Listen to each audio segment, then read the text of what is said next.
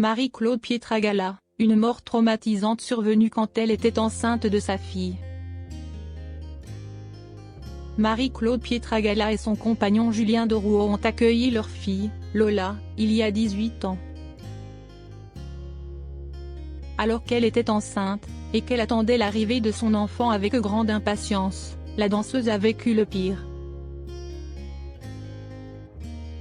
Sur les devants de la scène, comme en coulisses, Marie-Claude Pietragala en chante. Elle est actuellement à l'affiche de La Femme qui danse, spectacle dans lequel elle bouge et se dévoile, mais a également chorégraphié et mis en scène La Leçon, dans lequel son époux Julien de Rouault interprète un professeur rocambolesque, entouré de ses quelques élèves. Une chance, les deux performances se jouent actuellement au Théâtre de la Madeleine, dans le 8e arrondissement de Paris.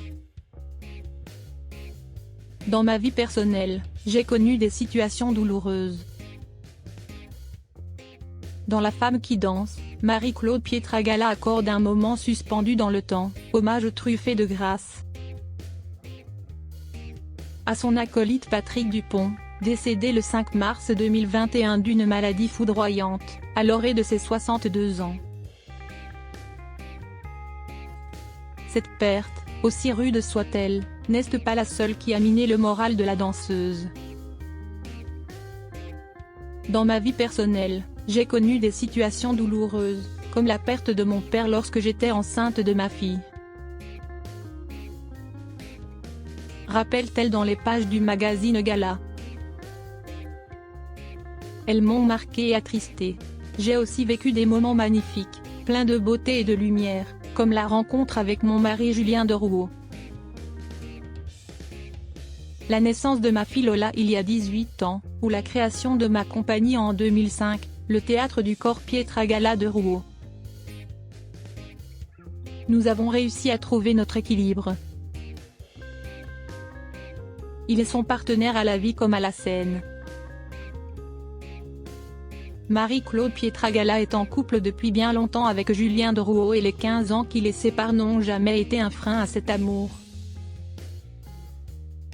Avec Julien, nous travaillons toujours ensemble, explique-t-elle. Nous avons réussi à trouver notre équilibre ainsi. Nous n'avons parfois même plus besoin de nous parler pour nous comprendre. La création en solitaire ne m'intéresse pas.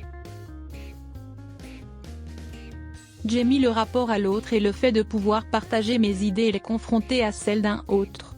Notre vision et nos univers sont très similaires, cela aide aussi.